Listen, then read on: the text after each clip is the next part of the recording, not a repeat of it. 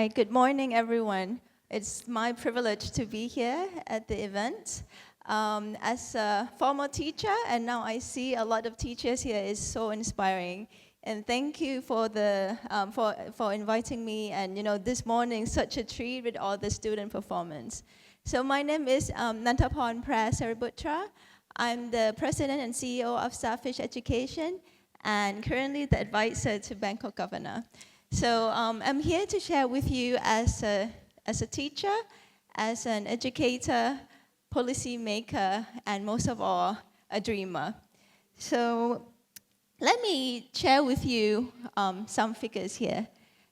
This is the number of the beneficiaries that we have reached this year. If you ask me 18 years ago when I started off as a teacher, how much impact that one person or an organization could have, this number is not, it's beyond my imagination. But it is possible. I'm here to share with you what is possible when you dream big, but then you really committed to that dream. And think about, what kind of impact that one person or one organization could have in so many lives. So this is a big sort of like screen to look at, but I really want you to see how, that number comes about. And obviously in the work that we do, everything is not all about number. It's about lives and how much, changes or how much transformation that we could have. So these are the number that we are tracking. Impact is a big thing for Starfish. This is something that makes us getting up in the morning and do different things. As a teacher or people in non-profit, we're not after money, but I always say we're after impact. So we run a lot of programs in our ecosystem. We have a school. I will take you through each one of them, in this time. We have an innovation. So learning innovation is a big thing for us. We innovate not because we just want to be fancy, but we innovate because we want to solve problems. We want to make sure that whatever we give to our students, our learners, are meaningful. We have the Makerspace program, we have Starfish class, we have the Makerspace program. So all of these programs, I will walk you through each one, and it seems like a lot that what we are doing here, but I'm telling you, we are doing this from a small size organization. It's a design that we have that enable us to do so many things. You'll be hearing a lot of the word meaningful education from me today and every day. So we've been doing this work. Starfish has been around for 20 years. We actually celebrated our 20th anniversary this year. Thank you. And all of those 20 years, I've been here 18 years. It's a long time. So I joined right off university, and I'm still here doing the things that I dreamed. And, I think because everyone knows that now the landscape is changing a lot. So everything that we do in all these times, I keep changing. So it comes down to the word meaningful education. Because, if education is not meaningful or relevant or useful to our learners, then in everything that we do, it's meaningless. Right? So in terms of the impact evaluations and how we look at things in all the things that we do in our program, we look at these framework, what we call meaningful education. It's just right here. It might be small, but you can sort of like get a sense of what we do. So we define this by our model. We call it UpRise model. So U come from useful. P, problem solving, it has to be real world, and impact oriented, self-directed, and experiential. So that's how we define the meaning of meaningful education. And with these frameworks, it actually allows us to assess all the work that we do, all the programs that we do, so that we can change and adapt, what we actually offer to our learners throughout, throughout our ecosystem. So the impact that we have received, from the report this year, it's more than 7.2 million beneficiaries, and that's come from 23,000 schools. A lot of our beneficiaries are students, school leaders, teachers, and also lifelong learners. So we believe that when teachers are empowered to design learning, the classroom becomes a space for innovation. This is I think everyone could agree with this, but in theory, it's not so simple to implement. As we all know, teachers all over the world, we work hard, right? There's a lot of things that we have to do. The time is limited. There's so much things to cover. And it's not only the learning that we have to focus on. We have to focus on the well-being of the students. We have to see if our children are still hungry and not safe so that they cannot learn well. So there's so many things that we have to do in a day. And would that allow enough space for teachers to innovate? For teachers to be able to innovate, it's not only the teacher, it's the whole ecosystem. It's the school leader, it's the parents, it's everyone that's actually allowed that space to happen. Let me take you back 20 years ago. This is Richard, or we call him Dick. Dr. Richard P. Hochland he was an American philanthropist. This is where it all started. And every time I talk about Starfish, I want to bring him with me. I met him in 2005. At the end of 2006. I was very curious of what he wanted to do in Thailand. He started a small school, a small foundation, which I went and then I met him. Then we had only 12 students and 3 teachers. And he had this big dream of creating the best school. He told me, I want to create the best school in the north of Thailand. We're based in Chiang Mai, which is in the north of Thailand. And then I thought, how would that be possible? This is such a small school. It's not even in the city. It's about an hour away from Chiang Mai city.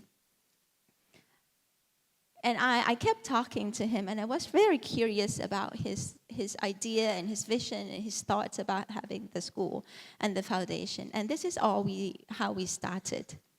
So I joined him about around 2 years after the foundation started, and we never looked back. So many things has happened then.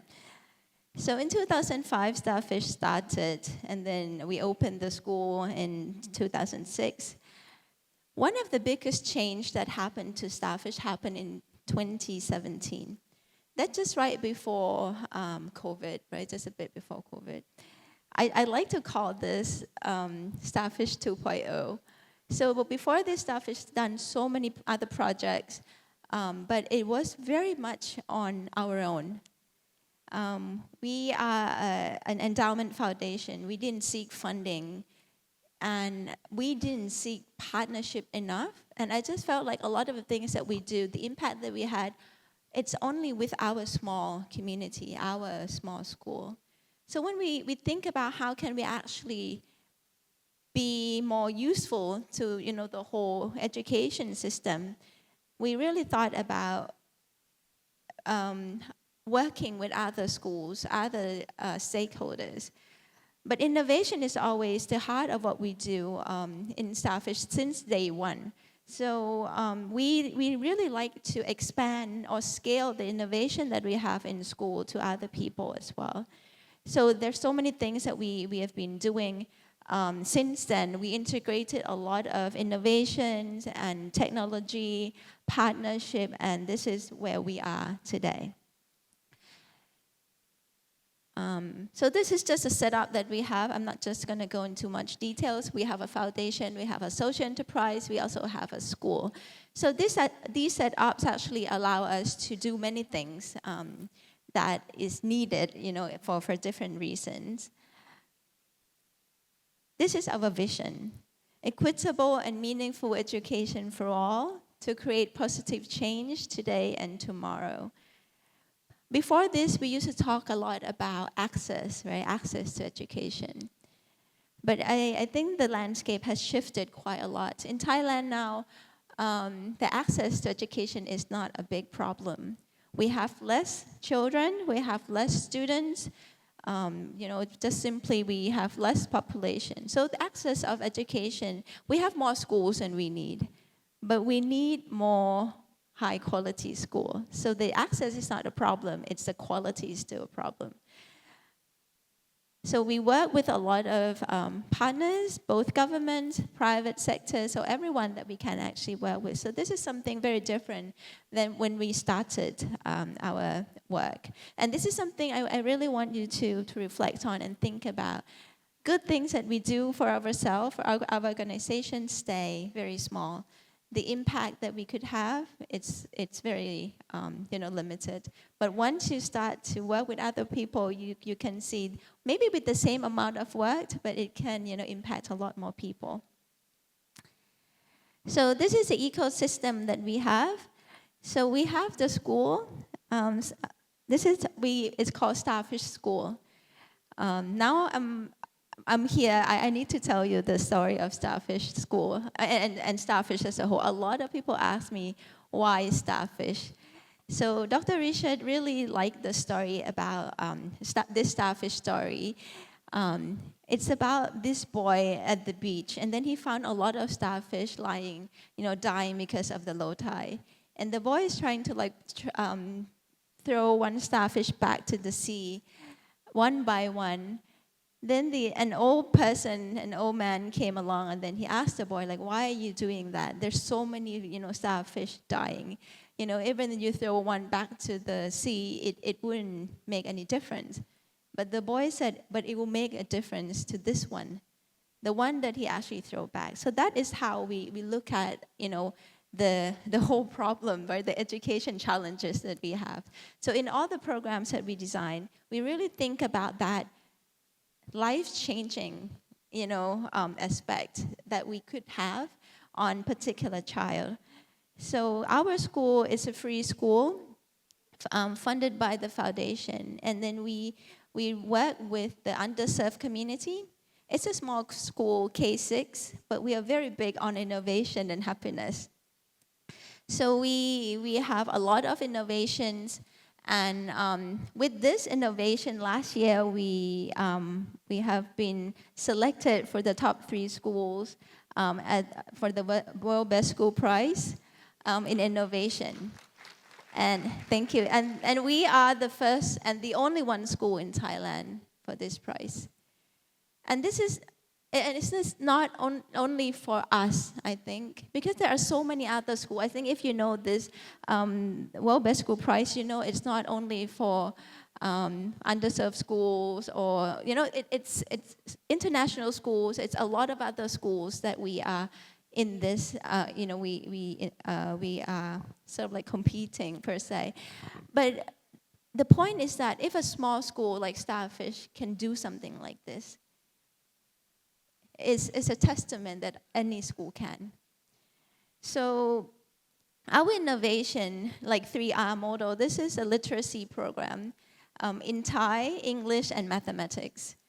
And the creator of this innovation is Dr. Richard. He created a system where students can learn to read and write English and Thai. He's very good at creating Thai innovation. He's actually, now a lot of people in Thailand using his Thai reading innovations, to teach children. And back then it was very unusual to have a non-Thai to create this. But he approached this in a sort of a second language person perspective. So it's working very well. So it's not about reading, it's not about forcing kids to read and write, but it's more on the gamification and active learning. And everything, like I mentioned earlier, we tracked everything that we do. We just want to make sure that we are providing meaningful education and providing appropriate interventions to our beneficiaries or students. Another big one is project-based learning. So when I joined the school, I'm a true believer of project-based learning. And I just felt like the content that the school had back then for our students were not appropriate for them, because it didn't really, it wasn't designed for our underserved families. So we started off, changed the whole pedagogy in terms of how we teach and how students learn, and then we create this whole project-based learning. And it's been going very, very strong, because now I think a lot of people now understand, the benefits of project-based learning. A lot of schools come and see us, but again, like almost 20 years ago, it's something quite different than a mainstream school. So our students, they do projects throughout the year, and it's very student-led. And I think the more we do this, the more sophisticated the projects has become. So we have different models that we are using, so I won't go into much detail, but you can actually see how the thinking behind this, the pedagogy that we have. And this is something that we share to all the schools, in Thailand and outside of Thailand as well. Starfish Maker, this is something that we created in 2017. I had a privilege of working with so many international schools and other well-resourced schools in my other role. And I was thinking about this, STEM, makerspace. And I thought, like, how could I create this space for all the students? Not only the one that can afford to go to good schools or expensive schools. So we created our own style of makerspace. A lot of people, when we talk about makerspace, we usually think about, the 3D printer or laser cutter, or, like a high resource space. And the teachers will have to be really good at STEM, or science teacher or math teacher. So we reimagined what kind of space could look like. And we came up with this space, which is not, the first space is not the actual space, but it's a mental space that you can actually allow the students to learn and tinker and do and fail and do it again. And this mental space is very important, because you can carry this space to everywhere we go. We started this program just right before COVID. We have the makerspace set up and everything, but our makerspace is very modest, based on the context of our students. Our students, a lot of them are in rural area. 3D printer may not be the first thing that they want in their life. But the problem that they want to solve is very much about, their own problem, very local. And we have the makerspace. It tends to be, we integrated a lot of traditional craft, or just the basic thing that, students could find. And when COVID happened, we reimagined how we can actually make give the makerspace concept to the students. So we created like makerspace in the box, for example, that the students can use at home, they can use anywhere that they go. So I think this is something that a lot of schools are interested in. When I mentioned earlier about the project-based learning that we have, a lot of schools actually came to Starfish and say, I really want to adopt this, but it's so hard to do, because when you do PBL, you actually have to integrate a lot of subjects, right? And then it's hard, as teachers, there's so many things that you have to do, and it takes a big chunk out of your regular timetable. And time is precious in school, as we all know. It's hard for the teachers to do that right away. But makerspace is something, it's like a baby step for teachers who are curious about, integrated learning. They can start doing this in a small number of time, maybe less integration in a big subjects where you sometimes still have to do exam and all that. So this is it's a small step that people can make. So a lot of schools actually implementing this now. So this is the mental space that I was thinking about. Our maker space is this. So I created what I call the STEAM design process. So this is a very simple design thinking that we use in the classroom, and from very young children, from K1, that's 3 years old. So they start to learn about this process. If you really look at this whole process, the first one is ask, right? This is an action verb where you expect children to ask questions. You expect teachers to facilitate that curiosity. And this action doesn't happen in a traditional classroom, or at least in where we come from. So in a traditional classroom, the teacher would come in with the lesson plan prepared for the students. The teacher would just execute the lesson plan, and this is it's not the teacher's fault. I think it's just how things are done in the past, right? So we really want to change these things up a bit. So ask is always the most difficult thing for teachers as well.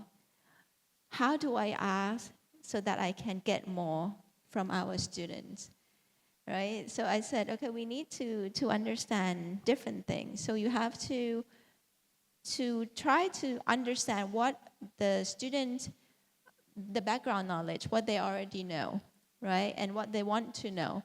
And what do I want them to know? These are the three big questions that we have for our students. And when you get this information, you can then personalize or at least differentiate the learning for our students. And then the second one is imagine. Imagine the classroom that you can imagine anything. As I told you, I'm a dreamer. I dream big. I like to dream. Because that's the imagination that I think that I can push the possibility, right? The boundaries that we can have. But when you dream big and you don't do anything with your dream, it just becomes a dream, right?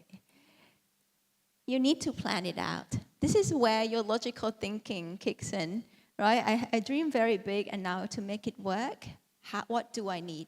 What kind of resources do I need? What steps do I need to make? Who do I talk to? So this is the planning stage. And then you create these different things that you have in your mind. And then the last one, to reflect and to redesign. And again, this is something that doesn't really happen a lot in traditional classrooms. When you are told that the things that you do your best, right? And that's the exam.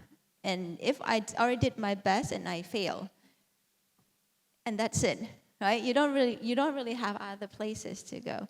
So when we teach the students that the last step is to reflect and to redesign, you already prepare them that whatever you can do, whatever that you have done, you can do better. And it goes back to the questions again. So this is a very simple 5 steps, and we've done a lot of research on this, with the young students that we have. Even kindergarten students, they know all these steps. Maybe if they're 3 years old and 4 years old, they cannot articulate this well yet. Like they cannot tell you what exactly, but they know exactly what they can do. The next step or the next action that they have to do. So from a small school, now we expand the work that we do into many, many other schools. Like I mentioned, Starfish School is a very small school, and we're not even in the city. But today we have a lot of visitors. We hosted more than 2,000 people every year to come and learn with us. And then I was thinking, with all of this learning and people travel all the way to Starfish, and as we all know, but sometimes we go back to our work and things just disappear, right? So how can we actually sustain this community? How can we actually sustain this professional development opportunities with our teachers and school leaders? So in 2017, we created this online learning platform called Starfish Labs. Initially, it was a very humble idea that, I just want to connect with the teachers who we have trained and work with. And then we saw the potential of this, that it could be so much more than that. We can reach out to many, many other teachers who we haven't met. They didn't come to Starfish yet. So we create this online learning platform just for that. Today we have more than 400,000 active users, 24,000 schools. So many things, have been going on Starfish Labs. We hosted, we host online workshops, community. We are big on social media. We do a lot of education content. So a lot of things are happening in Starfish Labs. We focus on 6 pillars. Now, this is something that go beyond Starfish School. It's not only our own innovation anymore. And this is when I say when we reach out to other people, the connection, the network, the impact is so much more than that. Obviously, the content creator of Starfish Labs, some come from Starfish. We usually talk a lot about our own innovation, how we can share, all the PBL, Makerspace, or 3R. But there's so much more than that. So we have future of education. We work with school leaders, edtech tools, innovations, future skills, future of work, self-care, personal growth is a big one, as we all know, and parenting. So we invite a lot of collaborators, from different organizations, from government agencies, to help and share the content and together. And there's also one of the challenges, how can we actually make this fun? Because as a platform, you cannot force anyone to come and learn with you. You have to make it fun and engaging and useful so that people want to come. So we created, this is sort of like a fun space. We do a lot of micro-learning. And we actually have to, I personally have to do a lot of unlearning about how do we train or how do we talk and educate people. Because as an academic, right, when the way you speak, it's pretty intense, right? A lot of academic words and all that. And teachers said, my life is already a lot tiring. If there's a space where I want to go and learn, it has to be fun. It cannot be like I have to go to another class after the whole day of school, right? And this is a lot of things that we are learning. So how can we actually make learning fun? So not only students want to have fun, in learning, we all do. Okay, so this is just the stats that we have. So we do track a lot of the information that we have. So on Starfish Lab, you can learn, online courses. There's some programs, blogs, and workshops and things like that. So think about from that online learning to real classroom transformation. I think something that COVID left us is the way that we interact, with technology and online learning. You can see like a really big spike during COVID where, all the edtech and online learning really booming. But the real thing is after COVID, right? So now, if it's sustainable, if it's something that, teachers and when they're not forced to stay at home and that's the only resource they have, now they can just go out and about, how can you still make that relevant to them? Starfish Academy, this is the brain of Starfish. In everything we do, Starfish Academy it's a group of teachers, school coaches, academic researcher that we use to support all the things that we do throughout our ecosystem. So we support Starfish School. We develop our innovations. We do research. So, and we support Starfish Labs in different things. Now think back about how we engage with our students and our teachers. For the longest time, Starfish, unless there are students in our school, we always engage teachers, not students themselves. So we didn't really have the space to work directly with the students until last year. We thought about how can we actually make that makerspace concept and then work directly with the students and in a large scale. And this is a challenge that we thought it would be quite interesting. So we created this, what we call Future Youth Thailand. So this is a program, I like to call this an online makerspace. So we create different courses for our students. Mainly the first courses we've done is on SDG, climate, and city. So they will learn about that STEAM design process. And then they will create the innovation or the way that they want to solve the problem. The way we look at innovation, it could be just a campaign, not the actual prototype, or it can be an actual prototype with the help of the teachers. So this is the learning modules that we created. And for that, we could reach many students directly. Some schools, obviously, we still need to have the teachers to facilitate this learning. So some schools, the teacher would say, okay, today we're just going to do this course, makerspace online. So we have, some schools actually have all the students sitting like this in the big school hall. And then everyone has a device. And then they learn from that device and teacher would facilitate. And this course actually helped not only students who learn better, but really helped teachers to see different kind of instructional design when they want to work with the students on innovation. So, and obviously teachers would be facilitating all of this learning. If they want to do a real prototype, then teachers will use. And out of that program, we also have pitching competition. So we just had that in the end of September.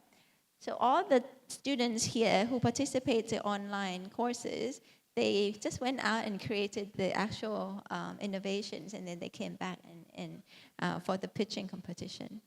So as you can see, the way we design the work, we think about how we can actually scale, but scale in a way that the quality is still there. You know, we focus a lot on the quality, and this is not easy. But it's necessary, right? Because you cannot just do the same thing over and over and not looking at the impact that you have done, in these programs. So as of today, we have been working with more than 220 schools. It's still a long way to go. We have like 40,000 schools in Thailand. So I really hope that we can do a lot more than just, working with 220 schools. The challenge here, it's not only about creating the course. I think it's about partnership, about working with, other government agencies to make this happen.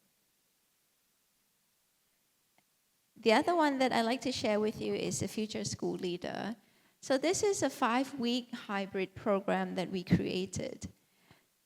We've been talking a lot with our partners about how school leaders are crucial in managing, in implementing and setting the vision, facilitating, the whole learning culture in school. And the leadership training or PD opportunity that we've seen are actually quite lengthy and hard to access. So we create this a hybrid version where we work with a lot of schools, school leaders, throughout Thailand. And again, we focus on this model, so I won't go into detail, but thinking about, this 21st century school administration, what kind of elements that we should look at. So we use this framework to facilitate learning, especially things like technology, AI. This is not an AI conference, but I think a lot when we talk about innovation in AI and edtech, AI play a big role. And what kind of strategy that school leaders have in that. So we just don't let things happen naturally. School leaders should be able to look at the whole situation and then try to make sense of what's going on and try to integrate that into a strategy, right? So this is what we do with our school leader. So this is the makerspace. I was talking about the makerspace as an innovation in our own school. But now when we work with other schools about this concept of makerspace, what does it look like?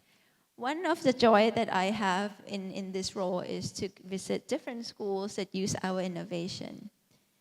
I see innovators. I see things that happening that Starfish School doesn't even have. And I'm so happy to see that because for us, it's not about copy and paste what we have. It's about the idea. It's about the principle. It's about what they can use the STEAM design process in different school settings. We work with schools in the rural area, in the north, in the south. We work with the schools in the industrial areas, inside Bangkok, in so many different contexts. So the makerspace of these schools shouldn't be the same. It should look different. The project that the students are doing should be different, right? And I have so much joy going to see different things that the students have been creating, teachers have been facilitating.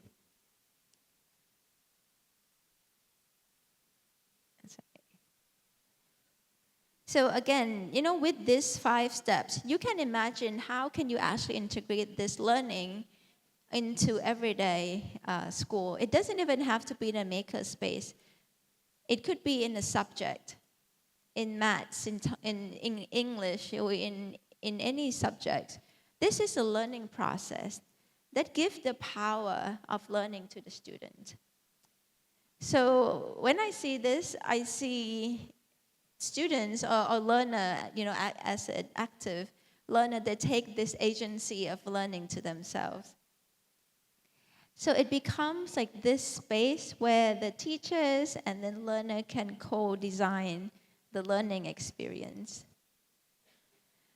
So I just feel that every time that we see, for teachers, this is not easy for a lot of teachers, right? Just to say, okay, now we will co-create this together. A lot of teachers have to unlearn as well. This is not something we've learned, or at least from a lot of our teachers have learned when they're in school or pre-service teacher training, right? So this is something new but necessary. So we see innovations from teachers, innovation from the students as well. So when we do all of this, when we train the school leader, and then we train the teachers on the learning innovation, we see a lot of things that happening. It's not like fragmented where you work with the school leader and then they just randomly go and work with, implement different things in their classrooms. But it has to be designed from, the beginning, like, okay, what kind of learning should look like, what is the vision of our school, what kind of innovation that we would have, and then implement it in their schools. So currently, this makerspace, and other innovation, but mainly makerspace that have been working with many schools in Thailand, so 10 schools, from Octava Foundation. This is our partner foundation co-funding programs in Thailand. We work with other schools, 40 schools throughout Thailand, 437 schools in Bangkok. So to this day, we have more than 800 schools using STEAM design process. Bangkok is the new one. We just launched this last month. So this is also something very new for us, launching such a big project at one time. So when teachers are empowered to create this educational innovation, the whole system can move toward equity. So I really want to take a pause here, after the journey that I've been sharing with you, Starfish journey. It comes from teachers, right? Us who believe in the power of education. For us, the changes that we could have in people's lives, with this idea, creates such a big opportunity. And do not limit ourselves into one particular idea or things that you feel like it's not possible. I think, when you dream big, but then you try to make that into action, you can do a lot more.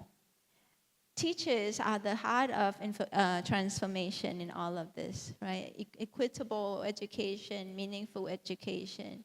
So this is the end of my presentation. So I really want this opportunity. I want to take this opportunity to thank everyone for listening to the story, and I hope that you can find and reflect on your own journey. Like being a teacher makes so much difference in people's lives and in your life as well. So congratulations to all the teachers here, and I thank you again for inviting me here. Thank you so much.